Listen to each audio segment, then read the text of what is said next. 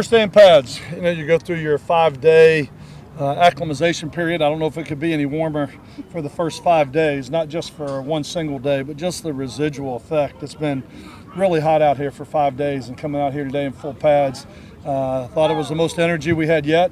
Thought we had some energy about us. I think understand everybody's tired and hurting a little bit, and everybody's sore, but everybody's pushing through it, and we need each other to get through this. And I thought there was a lot of energy. There was a lot of leadership today, a lot of the intangibles and those things that we talk about looking for and that the great football teams possess. And so we just got to keep pushing. Still a long time to evaluate.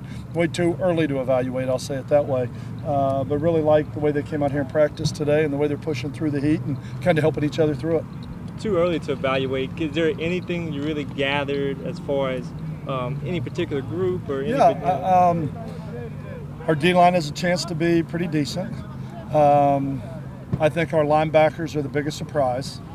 There have been a lot of new additions that I think are really give us a lot more people to work with. When I look at the addition of Daniel Cobb, when I look at Tony Johnson, obviously Nick Thomason and Villamez, when I look at Shrang and Feet and Ty Hook, I mean, all of a sudden what was really we had 2 linebackers when we got here, 3 linebackers when we got here. Now there's about 7 or 8 of them running around. So I think that's the position that I think probably has made the most improvement from the day we've got here has been the linebacker position. And then I like the secondary. They just got to keep getting better. They're young. As far as the wide receivers are concerned, I think it's still too early. We're rolling a lot of guys at this point. It's going to come down to who can make some plays one-on-one and who can block. The quarterbacks, I think it's a tight 2-man race right now, though I think Paul Harris is doing some good things. Offensive line still is kind of like the receivers. A lot of names right now, but who those 5 are going to be, I'm not sure at this point. So, I mean, right now I think there's some good competitions going on, but it's still way too early to start making evaluations and say who's got what position, but we do have some competition going on across the board. When you look at those young defensive backs on your roster, yeah, what really has stood out other than their youth? They're talented. I mean, they're talented. They have a chance to be pretty good when I look at a lot of those young guys, but yeah, they're young. I mean, the best thing about freshmen and sophomores is they become juniors and seniors one day. And that's what scares you the most about having young players back there is just the lack of experience and game experience and being out there. And the first time they have a chance to do it is going to be at NC State on television. And so from that standpoint, it's a little bit scary, but all you can do is train them the best you can and make sure that you can be as good as they can be by the time we get to the first game. Just keep pushing hard. You probably feel like a broken record player as many times you probably said Trent Taylor's name over and over this week. Yeah. Again, he had another big day today. He did. He's had a big day almost every day, and it's to the point when even a lot of the older players that are out here are talking about he's really going to be pretty special. I mean, he can make some plays and he do some things, but I think he's a football player. I mean, that's the best thing you can say about him.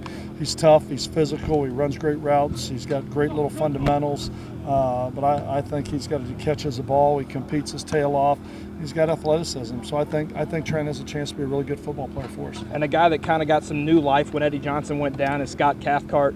He's really had a great couple of 3 days. Talk about his play. Yeah, Scott has done a nice job. I think Greenwalt and Cathcart both went through spring practice and have done a nice job for us. But I think they've done a nice job all the way through spring ball. But they've really had to stand up now that Eddie Johnson's out. They've really had to step up and come to the forefront. And they've got less guys rolling at that position, and they're getting more reps and more opportunities. But instead of complaining about it, they're making the most of it. They're doing a good job and they're getting better. Any idea on how much time Eddie could miss? No, at this point I don't know. I just know it's not broken. I know it's not broken, so at that point we're just waiting to see. It's going to be kind of swelling and just find out how he responds to some treatment. Is it an ankle? It is. And all 4 of your running backs really have had some bright spots, or even 5 when we look at Boston Scott. Just talk about your running backs. Well, we know what Kenneth Dixon can do on the field. We've seen what he can do on the field, but what's impressed me about him the most is just the work habits that he's come into this season with. It'd be easy for him to be pretty comfortable at this point and say, well, look at what I've done.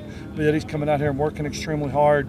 I don't think there's any doubt that Tevin King is full speed, and watching him come out here and run and cut and the things that he's doing right now.